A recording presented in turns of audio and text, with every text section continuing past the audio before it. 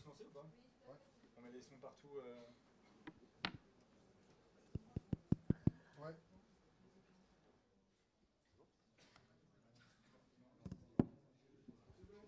C'est bon? Ah, cool. Tu commences?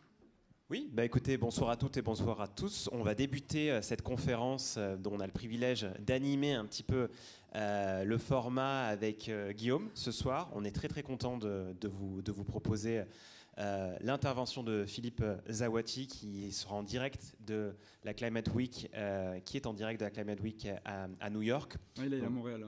Ah oui, pardon. C'est fini il y a 2 jours. Effectivement. Il était à la Climate Week.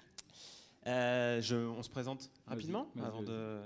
Donc moi je m'appelle Xavier Blot, vous avez dû me voir pour un cours qui s'appelle Agir pour la planète. Je m'occupe également de cours qui sont liés aux stratégies climatiques des entreprises à l'école et j'étudie les orientations qui permettent aux entreprises de réviser leurs stratégies quant à la décarbonation notamment.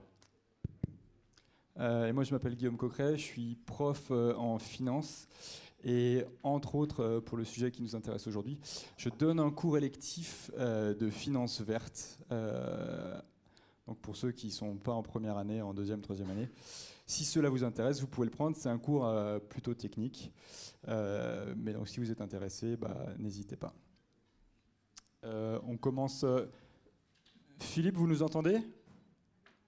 Je vous entends très bien. Magnifique. Donc je commence par introduire Philippe, qui est donc à Montréal avec 6 heures de décalage.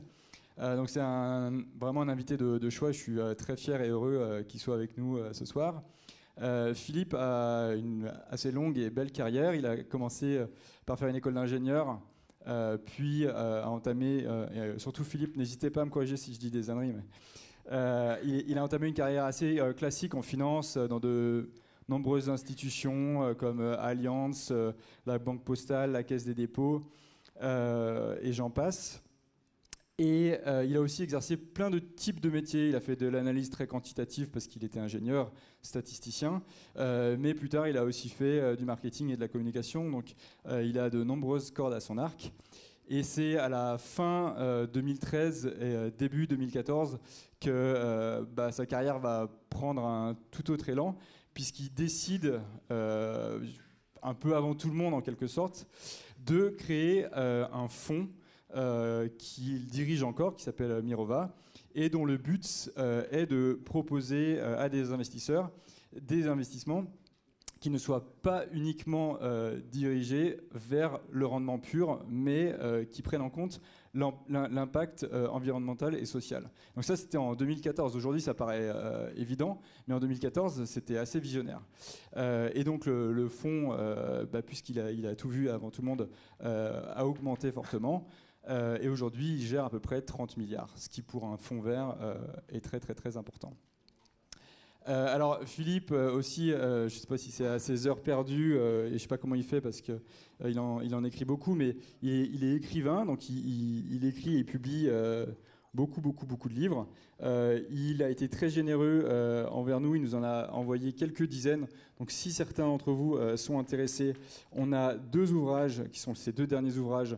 L'un qui s'appelle Discours sur l'état de l'Union, qui est un peu de la science politique fiction à échéance 10 ans, donc essayer de voir comment sera le monde dans 10 ans.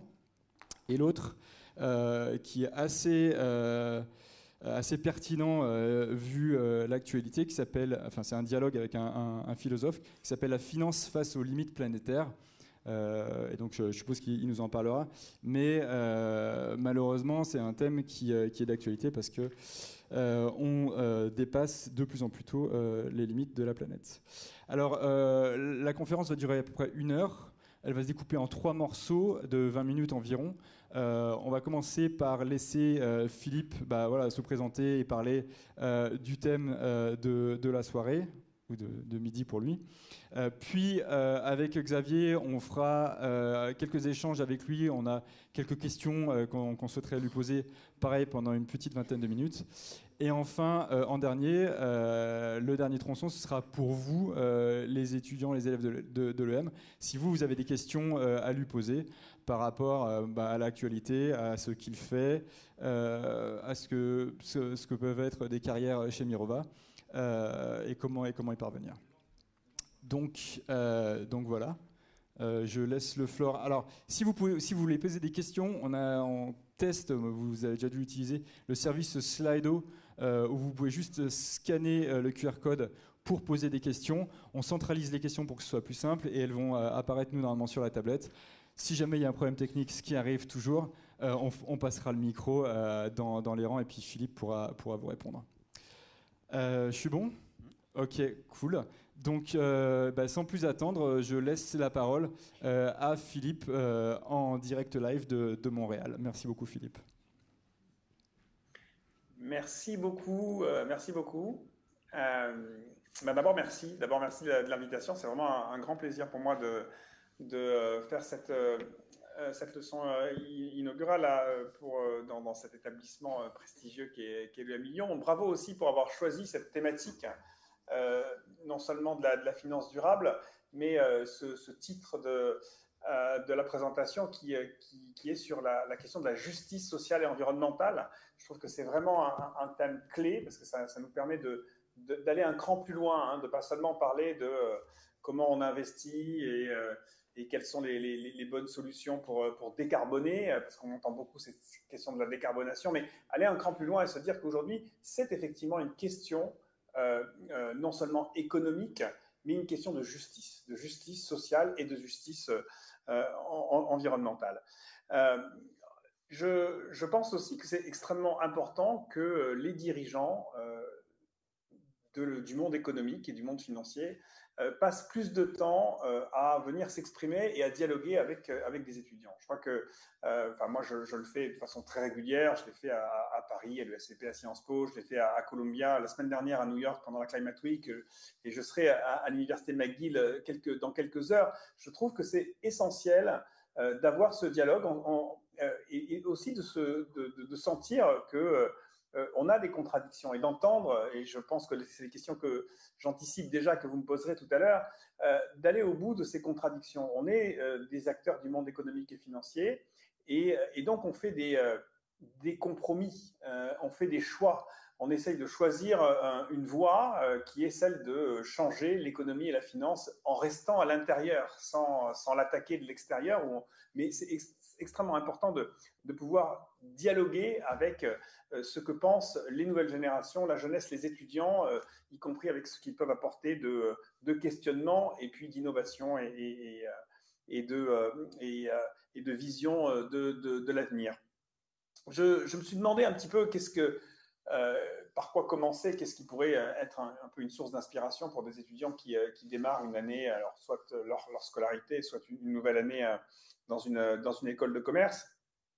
Et je crois que je voudrais revenir sur la présentation qui vient d'être faite, sur le point de bascule, en fait. Alors, en l'occurrence, c'était un petit peu avant 2013. 2013, en fait, c'est la création de l'entité Mirova juridique. Mais la réalité, c'est que c'est un questionnement qui démarre aux alentours de 2007-2008.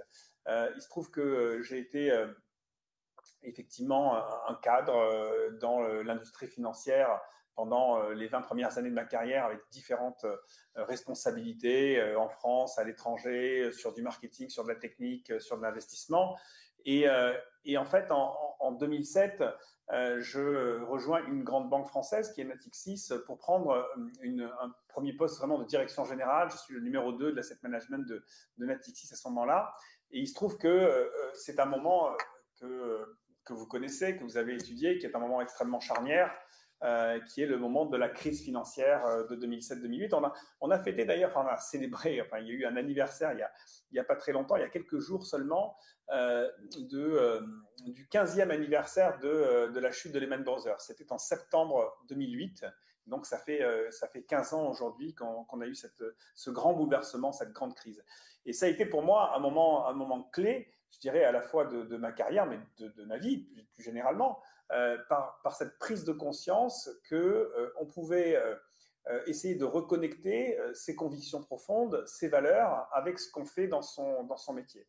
Alors, la crise 2007-2008 a été un moment extrêmement perturbant pour ceux qui travaillaient dans l'industrie financière, et notamment pour les gens comme moi qui étaient arrivés dans l'industrie financière dans les années 90 en y apportant de la technologie, des équations, des mathématiques, des statistiques, de la rationalité, en disant on va modifier, on va bouleverser cette industrie financière.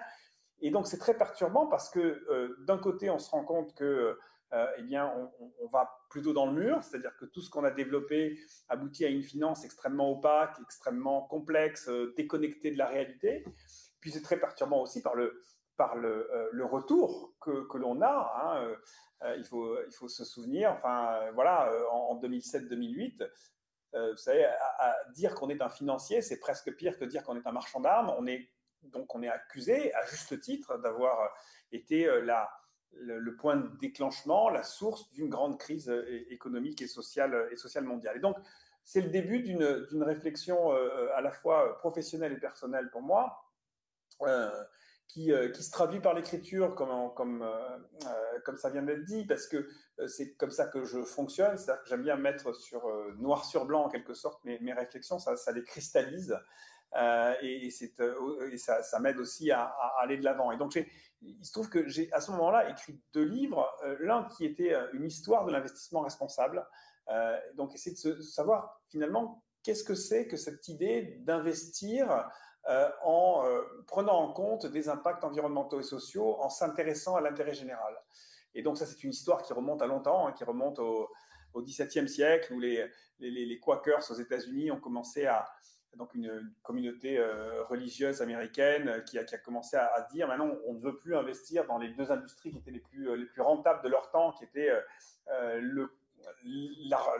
l'armement et le commerce des esclaves, et qui disent on va s'arrêter de faire ça.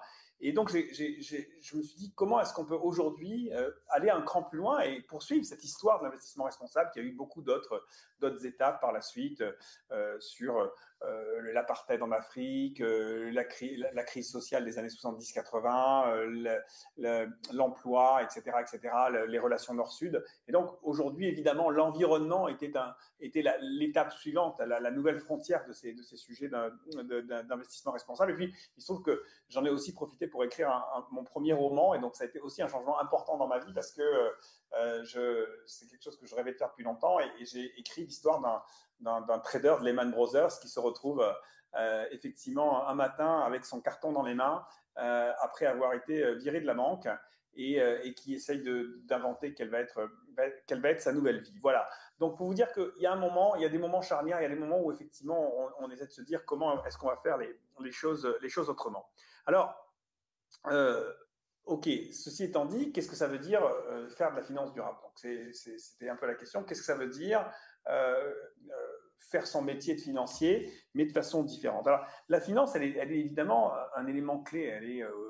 Je ne vais pas vous apprendre ça, au cœur de l'économie mondiale. C'est un peu le sang qui circule dans les veines de l'économie, et elle est, à juste titre, jugée responsable aujourd'hui en partie des problèmes du coup de cette planète, ces problèmes sociaux, les problèmes d'inégalité qui sont massifs, les problèmes d'injustice, et puis les problèmes environnementaux, la crise climatique, la crise de la biodiversité, les problématiques liées aux ressources, et donc cette idée que on a des limites planétaires, et que ces limites planétaires, on est en train de les dépasser de façon extrêmement forte. Mais source de problème est forcément potentiellement une source de solution, puisque quand on est autant au cœur du système, eh bien, si on utilise intelligemment cet outil-là, alors ça doit devenir effectivement une solution. Alors, ça doit devenir une solution à condition qu'on utilise la finance j'allais dire qu'on utilise ses forces et qu'on joue avec ses forces. Vous savez, comme dans un combat de judo, et j'ai pratiquement jamais fait de judo de ma vie, mais dans un combat de judo, on joue avec les forces, on utilise la force de son adversaire. Et je crois que c'est un peu la même chose qu'il faut faire avec l'industrie financière et la finance aujourd'hui. Ce sont des puissances extrêmement fortes, mais si on joue avec ces forces-là, alors on peut essayer de les réorienter dans une direction un petit peu différente. Et donc, la finance de problèmes peut devenir, au contraire, un catalyseur pour se saisir de ces questions environnementales, ces questions environnementales et sociales. Alors, vous m'avez posé la question de la justice. Et là, je crois que c'est quand même quelque chose de très important parce que que la finance devienne moins complexe, qu'elle devienne moins opaque, qu'elle se reconnecte à l'économie réelle, comme on dit, c'est-à-dire qu'elle arrête de fonctionner en vase clos pour elle-même, où en fait les principaux clients d'une banque sont d'autres banques, et au contraire on essaye de réorienter cette finance vers ce qu'elle aurait dû rester, c'est-à-dire finalement un tiers de confiance pour accompagner des projets, des équipes, des collectifs humains à réaliser leurs projets. Bon, ça c'est une chose. Ça, je pense qu'on peut effectivement concevoir cette évolution du monde financier et des investisseurs. De là à imaginer que cette finance devienne un facteur de justice sociale et environnementale, est-ce que c'est pas trop lui demander? Ça, c'est une question, je crois qu'il faut qu'on se pose. Et peut-être pour commencer, d'abord à répondre à cette question, je dirais que il faut déjà voir que quand on dit justice environnementale et sociale, ce sont deux choses qui sont intimement liées. Très souvent, on parle de justice environnementale d'un côté, puis des problèmes sociaux de l'autre. Les deux sont évidemment complètement imbriqués. La transition environnementale à laquelle on doit faire face, qu'on doit réaliser aujourd'hui, est en réalité une transition socio-environnementale, socio-économique. Il ne peut pas y avoir de transition aujourd'hui sans que cette transition soit juste. Et donc, quelquefois, c'est un peu problématique parce qu'on parle souvent de transition écologique et ça peut être un peu trompeur d'une certaine façon. Je dirais toutes les grandes réflexions, y compris le rapport du GIEC et toutes les grandes réflexions internationales, nous poussent à ça, nous poussent à réfléchir, à réintégrer les impacts sociaux et la justice sociale dans la façon dont on règle la question climatique. Alors, très bien. Aujourd'hui, pourquoi, dans ce contexte-là, on a des conditions, le problématique du changement climatique qui aujourd'hui, en fait, s'accélère, s'aggrave, alors que d'un point de vue économique, on pourrait se dire, économique et technologique, on pourrait se dire qu'on a toutes les solutions qui existent, on connaît les solutions, on connaît les technologies, on a les réflexions scientifiques qui sont là pour nous aider, nous guider. Et donc, on peut se demander, mais pourquoi justement le système, avec la finance en son cœur, n'arrive pas à nous guider vers cette solution? Et je crois justement, précisément, que l'injustice est une des raisons qui explique notre incapacité aujourd'hui à régler ces problèmes. C'est au cœur, en fait, de nos blocages. Et pourquoi? Parce qu'en fait, les plus responsables aujourd'hui de cette crise climatique et de cette crise environnementale, eh bien, ne sont pas les plus vulnérables, et inversement, les plus vulnérables ne sont pas les plus responsables. On a d'un côté une économie dominante, une poignée de pays, environ 10% des pays, et une petite minorité de personnes à l'intérieur de ces pays qui sont responsables de 80% des émissions qui provoquent ce changement climatique et cet effet de serre. Et puis, de l'autre côté, on a une immense majorité, effectivement, des personnes sur cette planète qui sont de plus en plus touchées par le réchauffement climatique, qui sont de plus en plus touchées par la crise environnementale en Afrique, en Asie, en Amérique latine, mais qui, en réalité, ont un poids extrêmement faible dans les responsabilités et dans les émissions. Aujourd'hui, il y a 3% des émissions mondiales qui viennent d'Afrique. Mais surtout, si on veut revenir au sujet de l'investissement, parce que c'est là où l'injustice devient aussi un problème pour le système financier et pour l'investissement, c'est que non seulement, effectivement, ces pays sont peu responsables et très vulnérables, mais en plus, ils ne bénéficient qu'une très faible partie de ce qui est fait pour aller dans le bon sens, c'est-à-dire une très faible partie des investissements dans les solutions. Est-ce que vous savez aujourd'hui, par exemple, que seulement 3% des investissements mondiaux dans l'énergie sont faits en Afrique, alors que la population mondiale, la population d'Afrique, c'est 20% de la population mondiale. Il y a 600 millions d'Africains aujourd'hui qui n'ont pas accès à l'électricité. Je pourrais parler de l'Inde de la même façon. 3% des investissements sur de l'énergie, et quand je parle d'énergie, là je prends toutes les sources d'énergie, renouvelables et fossiles, vont en Afrique. Donc on ne règle pas ce problème, alors qu'une grande partie du pétrole mondial vient d'Afrique. Du bassin du Congo, du golfe du Gabon, etc. Le Gabon est un exemple absolument incroyable. Bon, indépendamment de ce qui s'est passé politiquement ces dernières semaines. J'étais à Libreville pour le sommet sur les forêts il y a quelques mois, le One Forest Summit organisé par la France et le Gabon. Vous avez un pays qui aujourd'hui a 2,5 millions d'habitants, qui est un très grand pays, avec 2,5 millions d'habitants, donc très peu d'habitants, et qui est un exploitant pétrolier majeur depuis des décennies. Et donc, ça fait des décennies que des entreprises occidentales pompent du pétrole au Gabon et dans le golfe du Gabon, et donc s'enrichissent énormément, enrichissent une poignée de personnes au Gabon, et un tiers de la population gabonaise aujourd'hui vit sous le seuil de pauvreté. Donc vous avez cette injustice flagrante qui est qu'aujourd'hui, y compris les endroits où il y a de la source énergétique, je parle du pétrole aujourd'hui, mais ça sera le solaire demain, dans une zone qui bénéficie d'un ensoleillement absolument considérable, eh bien, malheureusement, on n'arrive pas à mettre ces sources énergétiques au profit des populations qui sont sur place. De la même façon, sur le solaire, si vous prenez aujourd'hui ce qui se passe sur le solaire, c'est évident que c'est entre les tropiques qu'il faut investir aujourd'hui sur le solaire parce que le coût de cette production est très faible. Les investissements dans le solaire en Afrique aujourd'hui sont équivalents aux investissements dans le solaire aux Pays-Bas.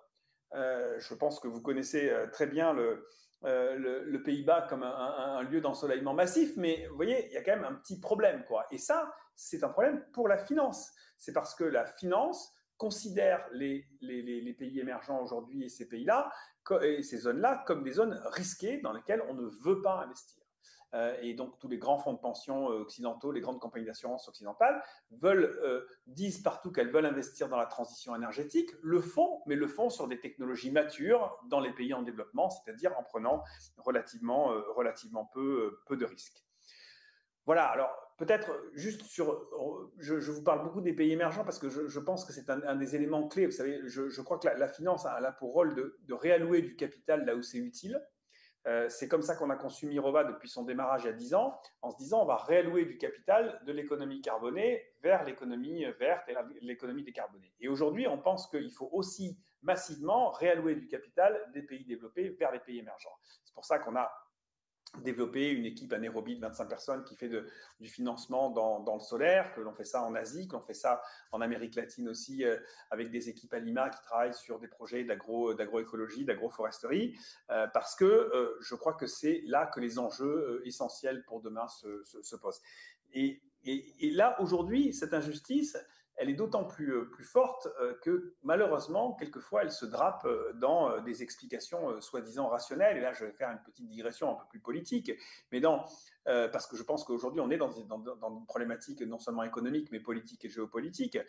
J'ai écrit dans l'un des bouquins qui vient de vous être présenté, une petite dystopie qui s'appelle Discours sur l'état de l'Union, où j'imagine en fait le discours sur l'état de l'Union du président des États-Unis en janvier 2034. Et ce président des États-Unis en janvier 2034, il est un tantinet obsédé par la question démographique dans les pays émergents. Et c'est assez logique, hein, de tout temps. Vous savez, les riches, les plus puissants, si vous regardez l'histoire, hein, depuis des siècles, ont toujours essayé de faire porter la responsabilité des crises sur les plus vulnérables et essayer de s'enfuir des crises avec deux stratégies assez simples, assez basiques, qui consistaient soit à s'enfuir purement et simplement, à s'éloigner des zones de conflit ou des zones de danger quand c'était possible, ce que évidemment les plus vulnérables ne peuvent pas faire.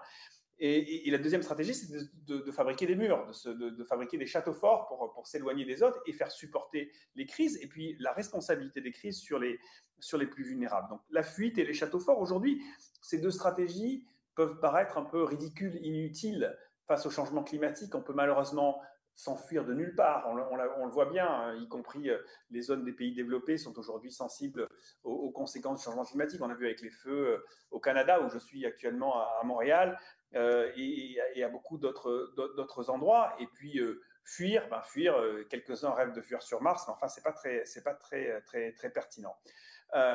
Et donc, cette tentation, je crois, de se barricader, de faire supporter la crise sur ceux qui sont à l'extérieur des murs, reste une tentation très forte.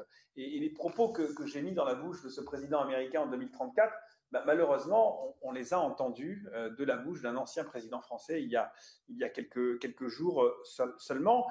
Et donc, faire supporter cette responsabilité de la crise à la démographie dans les pays émergents et notamment aux Africains est aujourd'hui le summum de l'injustice, pour ne pas dire le summum de l'immoralité, parce que paradoxalement, ces pays sont évidemment extrêmement vulnérables.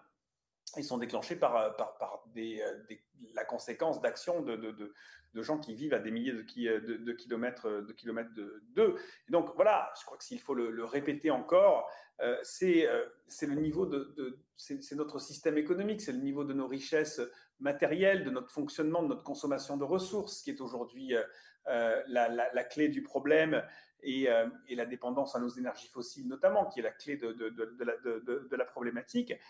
Et une société qui est basée sur l'injustice et qui est inégalitaire ne réglera pas ces problèmes et est fondamentalement inefficace. Il y a un modèle qui s'appelle le modèle Andy, le modèle de dynamique entre les humains et la nature, que vous connaissez peut-être, qui modélise les rapports entre les humains et leur milieu naturel et qui démontre ça, qui démontre que même sans aucune difficulté écologique importante, une civilisation, une société peut s'effondrer en raison d'inégalités trop importantes et d'exploitation des plus pauvres par les plus riches. Et je crois qu'on est aujourd'hui dans la combinaison de ces deux crises, d'une crise écologique d'un côté et d'une crise d'injustice et d'inégalité de l'autre. C'est tout ce qu'il y a aussi dans le concept de la théorie du donut, qui a été popularisé et développé par Kate Raworth, qui consiste à dire l'endroit où il faut qu'on arrive à trouver notre modèle économique se situe entre deux limites.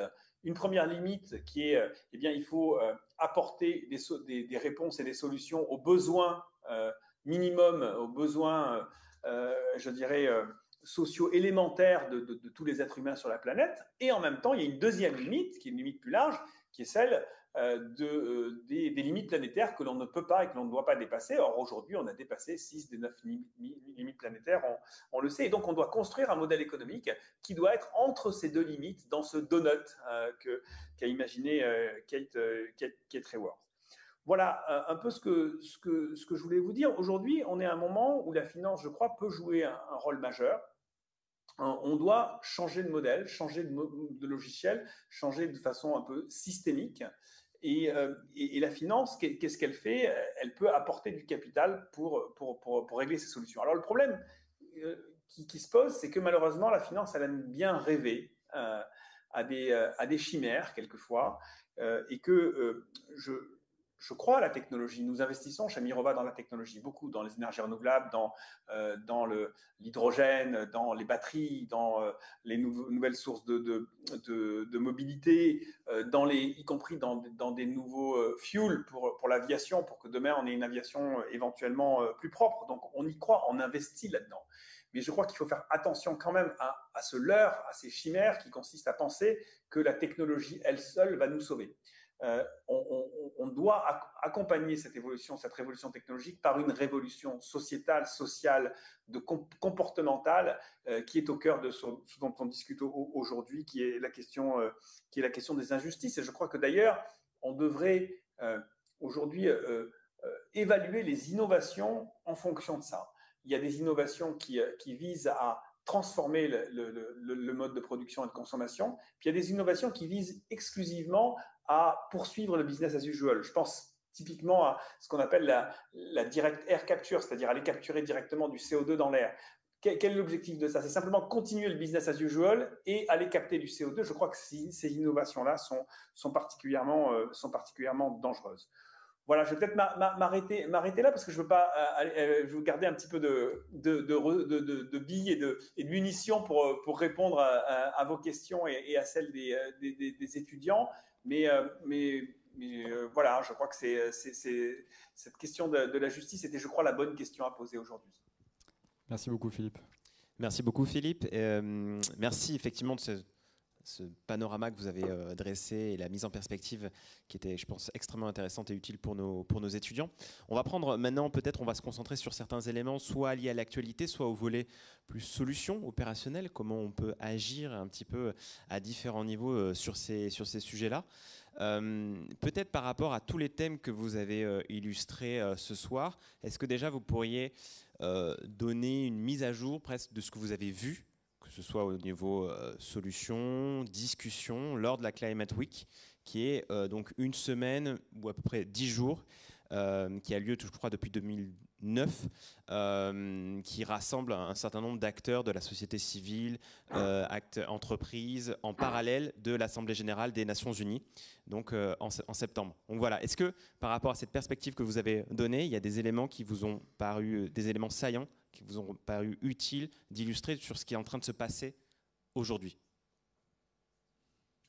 Alors, j'ai commencé à en évoquer un premier, qui est la question de la technologie. Je crois que j'étais revenu l'année dernière de la Climate Week très marqué par ces discours technophiles, technosolutionnistes, qui quelquefois, je trouve, vont dans une très grande exagération. Je vous ai parlé de la capture directe du carbone dans l'air. Aujourd'hui, en tout cas dans l'état actuel des connaissances, c'est un non-sens à la fois économique et technologique. C'est-à-dire, ça consiste à aller fabriquer, aller utiliser énormément d'énergie. Et au lieu de mettre cette énergie à disposition des gens qui en ont besoin, je parlais des 600 millions d'Africains qui n'ont pas d'électricité, eh bien, utiliser cette énergie pour aller capter du carbone dans l'air pour continuer à émettre du pétrole, pour continuer à utiliser du pétrole par ailleurs. Je pense que ça, c'est un leurre. C'est une grande difficulté qu'on a aujourd'hui, mais je pourrais en citer une autre qui est un peu du même genre, qui est toute la question du recyclage, du plastique. Vous avez une communication qui a été faite il y a 2 jours que je trouve assez marquante, c'est Lego. Vous connaissez tous les Lego, on a tous joué avec ces petits jeux, ces petites briques en plastique. Lego avait annoncé il y a quelques mois, 1 an ou 2, qu'ils voulaient devenir plus durables, parce qu'ils ont quand même une problématique, c'est qu'eux, ils fabriquent que du plastique. Donc c'est quand même un vrai sujet. Et donc ils voulaient devenir plus durables et ils avaient décidé qu'une grande partie de leur chaîne de production allait être transformée en utilisation de plastique recyclé, en PET. Et donc, ils étaient partis là-dessus en disant, voilà, on va avoir toute une chaîne de production et donc des jeux en plastique recyclé et c'est comme ça qu'on va devenir plus durable. Et là, ils viennent d'annoncer il y a quelques jours qu'ils renonçaient à ça. Ils renonçaient à ça parce qu'en fait, ils se sont rendus compte que pour passer à ça, il fallait qu'ils fassent une modification très importante de leur mode de production, qui refabriquent en fait quasiment de nouvelles usines. Et donc, ils ont fait un petit calcul, ils ont regardé leur bilan carbone et ils se sont rendus compte que le fait de passer au plastique recyclé allait augmenter leur bilan carbone. Voilà le type de problématique auquel on est confronté aujourd'hui. C'est-à-dire qu'on se dit, la technologie va nous aider, on va passer à du recyclage et tout va aller bien. Et en fait, non, tout ne va pas aller bien. Si on veut vraiment modifier les choses, le plastique, ça reste du plastique. Et donc, ce qu'il faut faire pour régler le problème de Lego, c'est revenir à des objets dans lesquels il y a moins de plastique. Et donc, on n'arrivera pas à régler complètement la solution de la planète, je pense, avec ces sujets de technologie. Ça, c'est, je pense, le premier enseignement moi, que j'ai eu. Et c'est ennuyeux parce qu'en même temps, les besoins d'investissement dans de la vraie bonne technologie verte sont absolument énormes et essentiels. Et il y a une innovation considérable aujourd'hui qui se fait. Donc nous, voilà, quand on investit dans de l'agrovoltaïsme, quand on investit dans des nouvelles sources de protéines à base d'insectes, quand on investit dans des rotors de bateaux qui vont permettre éoliens qui vont permettre de se passer d'une grande partie des fuels de bateaux, quand on investit dans la construction en bois ou dans des robots agricoles qui vont améliorer l'efficacité de l'agriculture et éviter les pesticides. Vous voyez, là-dessus, il y a des besoins d'investissement qui sont énormes. Beaucoup d'exemples d'innovation qui sont de bonnes innovations. Donc voilà, ça c'est, je crois, le premier élément important pour moi aujourd'hui, essayer d'orienter la finance et l'économie vers la bonne innovation et pas vers l'innovation qui est un leurre. Le deuxième gros enseignement, cette fois-ci de la Climate Week de cette année, c'est qu'il y a un sujet qui est devenu extrêmement clé, qui est le sujet de la nature. On entendait très peu parler de nature avant, jusqu'à il y a quelques années. Bon, depuis maintenant quelques années, le sujet de la biodiversité, mais plus globalement de la relation avec la nature, est en train de devenir un sujet clé. Il y a une compréhension qui s'accélère là-dessus, et c'est une très bonne chose, parce qu'on n'est pas face uniquement à un problème de climat et de carbone. On est face à un problème de relation de l'économie et de la société humaine à son enveloppe globale qui est la nature et qui sont les limites planétaires.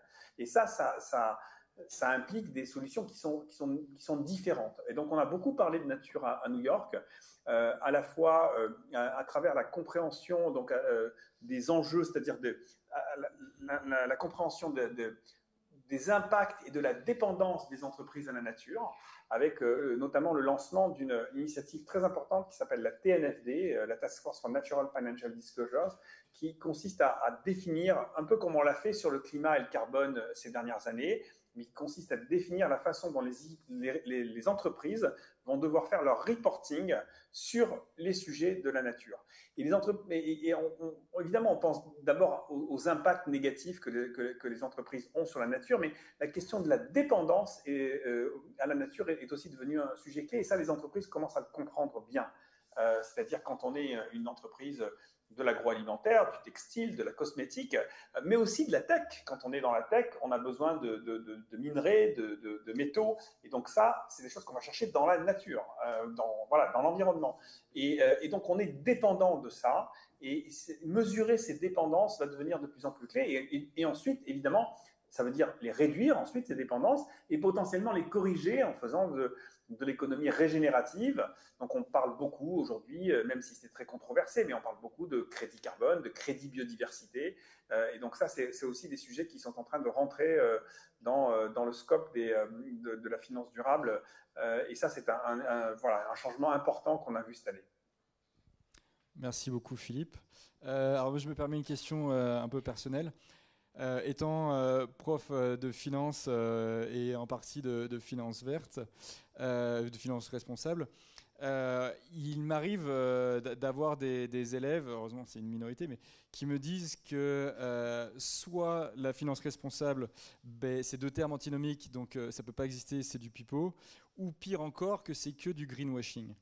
Alors je vous demande, vous allez m'aider, mais qu'est-ce que je peux leur répondre à mes élèves ou aux gens que je croise et qui me disent ça? Bon, évidemment, c'est des choses que j'entends juste toute la journée. Hein. Enfin, c'est mon quotidien depuis des années. Et alors, ce qui est assez intéressant, pour ne pas dire amusant, c'est qu'aujourd'hui, la finance durable, elle est attaquée de deux côtés. Et on est un peu entre le marteau et l'enclume. Parce que d'un côté, on entend ces critiques-là, qui sont les critiques de ceux qui pensent que de toute façon, la finance est mauvaise par essence. Et que donc, il faut juste détruire ce système-là et qu'on n'arrivera jamais à utiliser ce qui est la source du mal pour en faire du bien. Et je peux comprendre cette critique-là. Et puis, on a de plus en plus quand même aussi des critiques dans l'autre sens.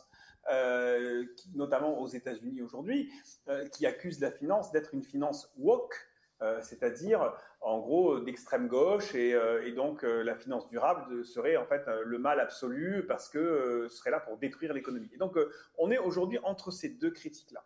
Et donc trouver son chemin de crête et son chemin entre les deux n'est pas évident du tout. Moi, je crois que aujourd'hui, il y a plusieurs façons de répondre à ça. D'abord, oui, il y a beaucoup de greenwashing dans la finance. Je pense qu'on ne peut pas échapper à cette critique-là. Le monde de ce qu'on appelle la gestion ESG aujourd'hui, quand on entend que soi-disant des milliers de milliards dans le monde sont gérés de façon ESG, on se dit, alors deux choses l'une, ou ça ne sert à rien, ou c'est faux. Parce que si ça servait à quelque chose, ça se verrait, et sinon, c'est que c'est faux. Moi, je pense plutôt que c'est faux. C'est-à-dire qu'aujourd'hui, ce que les gens disent être de l'ESG est en réalité un discours une petite enveloppe marketing qui ne va pas dans le fond des choses et qui n'a pas la conviction profonde que la finance doit être au service du bien commun. Voilà. Et c'est très difficile parce que, y compris quand on est une entreprise comme Mirova, au bout du bout, pour avoir de l'impact, moi j'ai besoin d'avoir des actifs, j'ai besoin que les gens me confient des actifs. Et pour avoir des actifs, si je ne fais pas une performance financière qui est au moins aussi bonne que celle du marché, voire meilleure, je n'aurai pas d'actifs. La raison pour laquelle on est passé de quasiment 0 à 30 milliards d'euros sous gestion en 10 ans, c'est parce qu'on a aussi produit de la performance financière pour les clients qui ont investi chez nous. Et donc, trouver cette combinaison-là demande de faire des compromis. Et je crois qu'il faut savoir expliquer ça. Une autre façon de répondre à cette question, c'est que moi, je pense que le système est un système problématique. Le système financier n'a pas beaucoup changé ces 10 dernières années. Tout ce qu'on a fait, c'est plutôt à la marge du système. On a créé des obligations vertes, on a créé des fonds durables, on a créé le ESG, etc. Mais le fonctionnement du système lui-même, extrêmement court-termiste, toujours basé sur la recherche du profit maximum, est problématique. Simplement, je crains, ma vision personnelle, c'est que je pense que dans l'urgence dans laquelle on est, c'est-à-dire agir dans les 5, 10, 15, 20 prochaines années, même si on pense qu'il faudrait complètement changer le système, je pense qu'on n'en a malheureusement pas le temps. Et que donc la solution la plus efficace aujourd'hui, c'est ce que je disais, c'est de jouer au judo avec ce système-là, c'est-à-dire de l'utiliser, de le contourner, de pousser à ce qu'il y ait de la réglementation qui vienne le modifier. Moi, j'ai beaucoup participé à tout ce qui a été réglementation européenne depuis 2017, parce que je pense qu'effectivement, il faut mettre de la pression sur ce système-là. La deuxième façon de répondre à ces jeunes aussi, c'est de dire que moi, je respecte profondément les jeunes et les moins jeunes qui veulent faire la révolution et qui veulent changer le système. Et je pense qu'on a besoin des ONG et on a besoin d'eux. Simplement, je leur dis, si vous considérez que ceux qui sont à l'intérieur du système et veulent sincèrement le changer sont vos ennemis, alors vous n'y arriverez pas. Et je pense j'avais développé un petit peu cette idée-là dans une conférence TED que j'ai faite il y a 2 ans. Je pense qu'on a besoin d'avoir une coalition, une alliance entre ceux qui veulent faire la révolution à l'extérieur et ceux qui veulent faire le changement à l'intérieur. Et que c'est en faisant un bridge, un pont entre ces deux-là qu'on arrivera à faire bouger les choses. Et donc là, oui, je crois qu'on a vraiment besoin de financiers à l'intérieur du système financier qui veulent le faire bouger avec une réelle sincérité. Ensuite, le problème qu'on a aujourd'hui, c'est que ça devient extrêmement difficile de distinguer ceux qui le font avec sincérité et ceux qui le font avec moins de sincérité, voire avec du cynisme. Parce que les outils qu'on a, les outils que sont les labels, que sont la réglementation, que sont le reporting, sont pas suffisamment clairs, transparents pour que, notamment un investisseur, je dirais un épargnant, puisse faire la distinction très facilement entre le fonds de Mirova qui a une très forte sincérité et conviction et le fonds de X ou Y qui est potentiellement quelque chose qui est du greenwashing. Et on l'a vu avec des fonds qui se disent durables, mais dans lesquels on trouve encore beaucoup de compagnies pétrolières, par exemple, qui continuent à faire des nouveaux forages. Ça, c'est là-dessus, je pense qu'il faut qu'on arrive aussi à travailler pour mettre beaucoup plus de transparence. Merci Philippe. On a beaucoup de questions du public. Oui, certaines qui ont déjà été répondues, donc c'est intéressant. Puis votre dernière intervention, Philippe, a ouvert beaucoup de portes. On pourrait parler de la réglementation, l'impact que ça a au niveau européen. On pourrait parler de comment on construit des coalitions. Moi, je vais me concentrer sur un point, et puis je te laisserai peut-être rebondir sur le reste. Quelques questions qui correspondent plus concrètement au métier sur le terrain que fait Mirova. Comment on arrive à apprendre un petit peu ces prises de judo? Comment, en tant qu'acteur financier, on arrive à faire un fonds qui prend sa place? Vous parliez de compromis vis-à-vis des rendements. Ça veut dire quoi un peu plus précisément? Est-ce que vous auriez peut-être soit une réponse générale ou une ou deux histoires pour comprendre comment ça se passe de manière concrète pour devenir attractif, pour changer un petit peu le discours, pour montrer que c'est possible vis-à-vis d'acteurs dans votre secteur? Alors, le point de départ, notre vision, c'est que le monde financier offre tout un tas d'outils et d'innovations qui ont souvent été utilisés pas forcément dans la bonne direction. Et donc, notre idée, c'est de dire, essayons d'explorer, d'utiliser tous les outils disponibles de la finance et de les réorienter vers ce qui est soutenable. Mais évidemment, il y a des niveaux extrêmement différents d'impact qu'on va avoir en fonction de ce qu'on fait. Donc, je vais vous brosser un tout petit panorama de ce qu'on fait chez Mirova. On gère des fonds qui sont investis en actions. Voilà, donc on gère à peu près 18 milliards d'actions. Et donc là, on investit dans des entreprises cotées en bourse partout dans le monde. Et on les sélectionne avec une équipe de recherche, qui est une équipe de recherche sur les impacts environnementaux et sociaux, qui va évaluer, analyser ce que font ces entreprises, à la fois sous l'angle des produits et services qu'elles proposent, en disant est-ce que ces produits et services offrent des solutions au développement durable, énergie renouvelable, efficacité énergétique, santé, éducation, mobilité, etc. etc. Et à côté de ça, est-ce que leur comportement est aussi un comportement durable vis-à-vis de leurs parties prenantes, des salariés, des fournisseurs, des communautés dans lesquelles elles vivent? Est-ce qu'elles offrent des produits pour les personnes les plus vulnérables, etc. etc.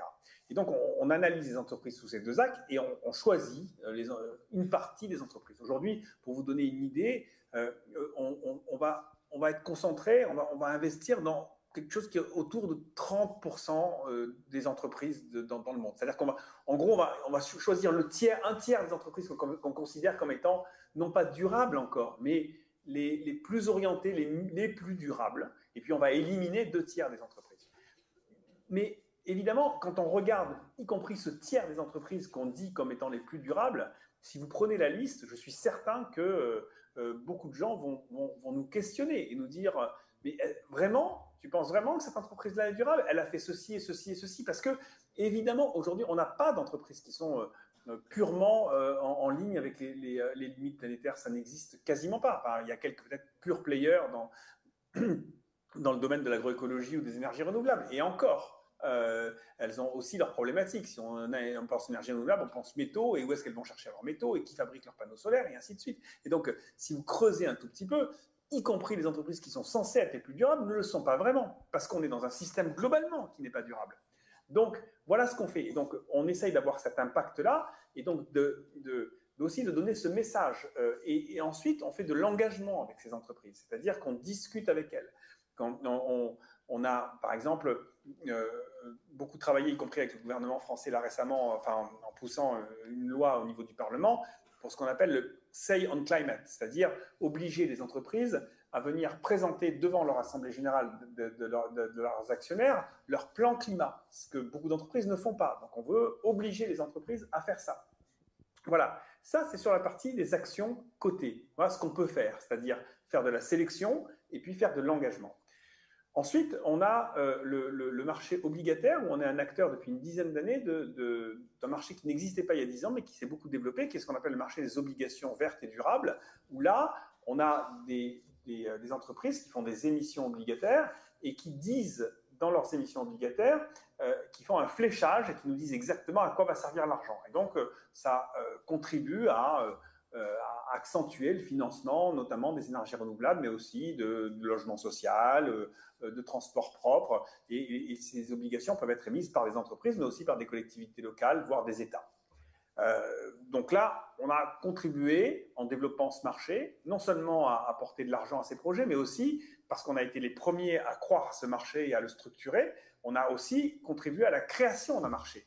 Et ça, c'est beaucoup plus important, en quelque sorte, encore plus que les actifs qu'on gère et qu'on oriente vers ça. Ensuite, on fait de l'investissement directement dans des projets. Donc là, on est un gros acteur de la transition énergétique. On investit directement dans des projets depuis maintenant 20 ans. Donc aujourd'hui, ça peut paraître quelque chose d'un peu naturel. Et puis les gens vont dire, mais évidemment, vous faites ça, mais vous gagnez de l'argent et c'est devenu, tout le monde fait ça. Certes, mais nous, on a un track record de 20 ans sur l'énergie renouvelable.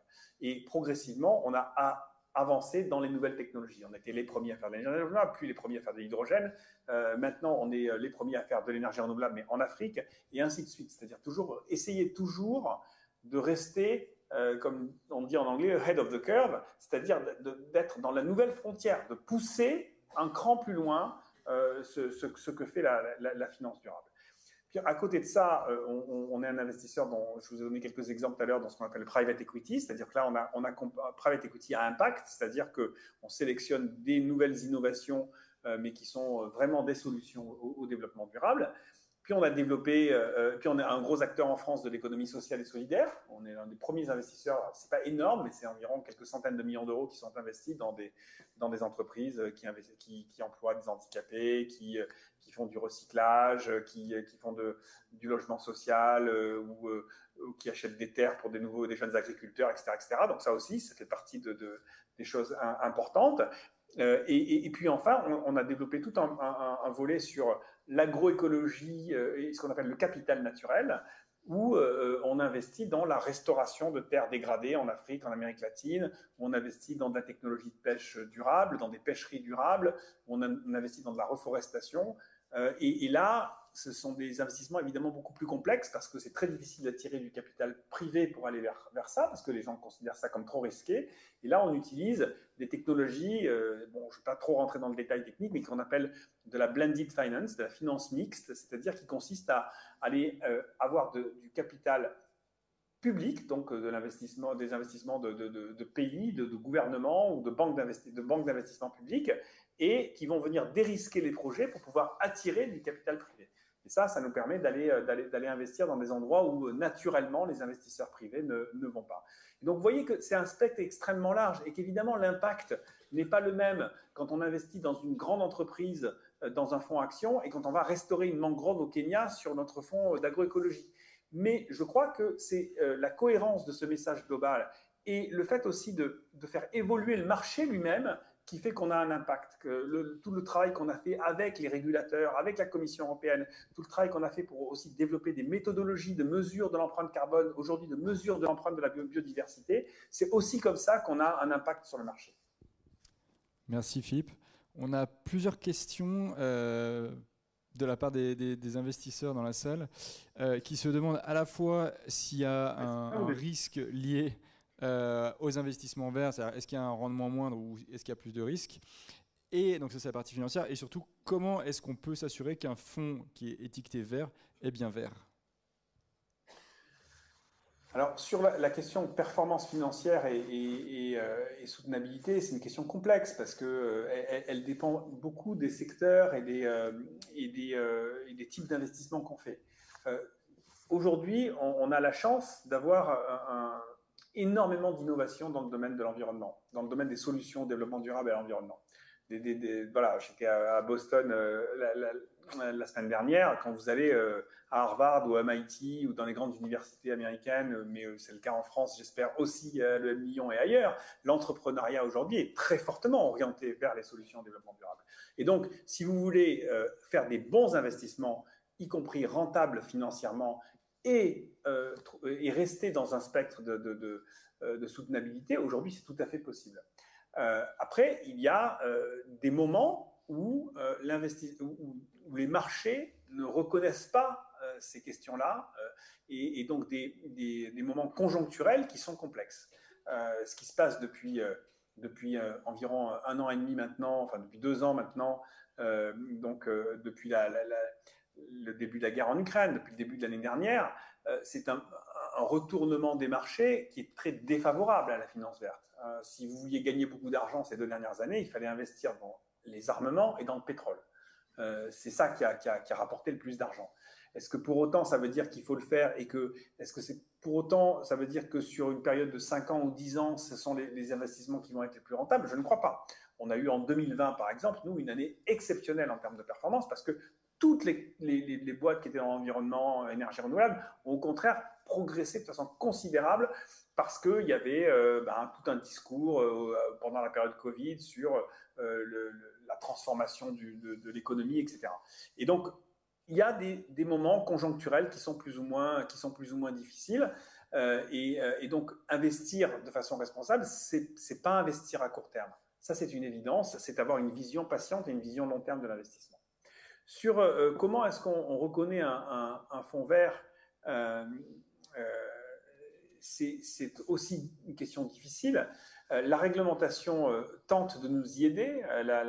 L'Europe, la Commission européenne a fait une réglementation qui s'appelle la directive SFDR, qui a été mise en application l'année dernière, qui crée des catégories, qui permet de dire, voilà, vous avez 3 catégories de fonds qu'on appelle article 6, article 8, article 9. Et article 9, c'est les fonds les plus durables, ça représente 3% du marché aujourd'hui. Et c'est une réglementation qui est très critiquée, qui a énormément de mal à se mettre en application parce que la définition du durable est laissée à la responsabilité des gérants eux-mêmes. Il n'y a donc pas de cadre très clair qui est mis là-dessus. Il y a malgré tout la taxonomie européenne qui aussi donne des indications. Il y a des labels, enfin, mais les labels sont aujourd'hui relativement peu pertinents. Notamment, il y a un label en France qui s'appelle le label ISR, qui malheureusement est un label de relativement mauvaise qualité, c'est-à-dire qu'il n'arrive pas à distinguer ce qui est bon et ce qui n'est pas bon. Et donc, aujourd'hui, ce n'est pas une réponse simple à cette question. C'est assez difficile de distinguer ce qui est vraiment durable de ce qui n'est pas. Moi, je crois qu'au-delà des fonds eux-mêmes et de savoir ce qui est vert et ce qui n'est pas vert dans tel ou tel fonds, je crois beaucoup à la création de marques fortes qui elles-mêmes portent ces messages de durabilité. Nous, c'est comme ça qu'on essaie de positionner Mirova, c'est de dire finalement aux investisseurs, on va vous démontrer avec notre discours, avec tout ce qu'on fait, qu'on est digne de confiance en tant qu'entreprise. Et donc, ce n'est pas utile d'aller regarder en détail ce qu'il y a dans un fonds Mirova. Vous pouvez nous faire confiance parce qu'effectivement, on a fait la preuve de cette capacité à être crédible. Et ça, c'est, je crois, quelque chose d'important. C'est ce qu'on voit dans beaucoup d'autres industries. Il y a des marques qui elles-mêmes portent des messages. Et donc, je crois qu'au-delà des labels et des réglementations, il faut regarder qui sont derrière les produits. Très bien. Moi, j'aurais une dernière question parce qu'on approche déjà de la fin. Merci beaucoup, Philippe, pour ces détails qui permettent d'illustrer un petit peu les positionnements qu'on peut imaginer par rapport à ce secteur. Maintenant, je parlerai plus avec une perspective future, carrière, professionnelle. Aujourd'hui, d'après vous, quelles sont un petit peu les compétences ou certains choix qu'on doit faire pour évoluer un petit peu dans cette nouvelle réalité, que ce soit dans le secteur de la finance ou même au-delà? Voilà. Si aujourd'hui on est étudiant, comment on peut se positionner par rapport à cette nouvelle réalité? Alors, d'abord, première partie de réponse, c'est que il se trouve que je crois que l'une de mes plus grandes fiertés aujourd'hui sur l'histoire de Mirova depuis 10 ans, c'est son attractivité. C'est qu'aujourd'hui, on reçoit énormément de candidatures et que ces candidatures proviennent de plus en plus de gens qui sont extrêmement engagés et motivés. Et ce cercle vertueux, je trouve, était assez intéressant. C'est-à-dire que finalement, la meilleure façon pour moi d'être certain que Mirova va continuer à être une boîte engagée, c'est justement de continuer à engager des gens qui sont encore plus engagés que moi, j'allais dire. Et c'est ce qui se passe aujourd'hui. Les jeunes qu'on recrute aujourd'hui chez Mirova sont des gens qui ont un engagement environnemental, social qui est très souvent supérieur encore à celui des dirigeants et au mien, et donc qui nous tire un peu plus vers l'avant. Donc moi je crois que déjà le premier message, c'est on a la chance, moi j'ai découvert à 40 ans que je pouvais reconnecter ce que je pensais, mes valeurs et mon job. Il m'a fallu très longtemps, pendant 20 ans, je suis allé bosser, j'ai fait de la finance, j'étais très content, je trouvais ça super, hein, j'adorais ça, mais le week-end, je distribuais des tracts politiques et je luttais pour la sauvegarde du cinéma de quartier, etc. etc. Enfin, donc voilà, donc j'avais des valeurs sociales très fortes à côté, et puis mon job de l'autre côté. Je crois qu'aujourd'hui, on a la capacité de connecter les deux, donc la première chose, le premier message, c'est ça, c'est il faut vraiment se diriger dans des endroits où on sent qu'on peut apporter quelque chose, non seulement en tant qu'expertise professionnelle, mais quelque chose en tant que collaborateur et que personne engagée qui va faire avancer les entreprises dans la bonne direction. Et pour ça, je crois qu'aujourd'hui, on a besoin de compétences extrêmement variées.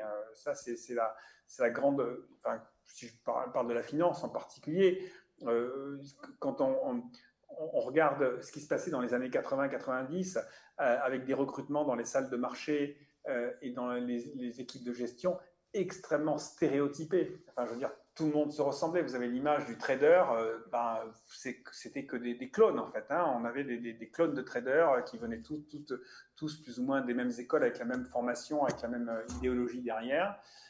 Et qui ont fabriqué cette finance des années 80, 90, 2000. Aujourd'hui, ce que je vois avec intérêt, c'est qu'au contraire, on a besoin d'avoir des profils très différents. Parce que précisément, il faut comprendre les technologies. On ne peut plus investir, on ne peut pas plus investir seulement en regardant le cours de bourse. Il faut comprendre la techno qu'il y a derrière, et donc on embauche de plus en plus d'ingénieurs d'ingénieurs qui viennent du secteur de l'énergie, des agronomes, mais on a besoin aussi de comprendre les modèles sociaux, donc on a besoin de gens qui ont fait aussi des études sur les sujets sociaux, et puis on a besoin de plus en plus d'entrepreneurs aussi, y compris à l'intérieur des boîtes, pour développer des nouvelles activités. Et donc on a vraiment un spectre très large. Nous, on le voit chez Mirova, avec des embauches de gens qui viennent d'horizons de plus en plus divers, et donc voilà, considérer qu'il n'y a pas une voie unique, qu'on a besoin de toutes les expertises pour avancer, mais que ces expertises, il faut les mettre au service d'un engagement et de trouver l'endroit où on va pouvoir justement apporter le plus de valeur. Merci beaucoup Philippe pour ce mot de la fin. Je pense qu'on peut vous remercier chaleureusement. Merci à vous. Merci beaucoup, c'était un plaisir. Merci pour cette heure. Pour ceux qui souhaitent des exemplaires du livre, ou des livres de Philippe, vous pouvez venir après la conférence. On essaiera de vous en donner, ça devrait tenir. Et on souhaite à Philippe bon appétit, et merci pour la générosité de cette heure partagée. Merci encore. Avec un plaisir. À très bientôt. Merci beaucoup. Merci Philippe.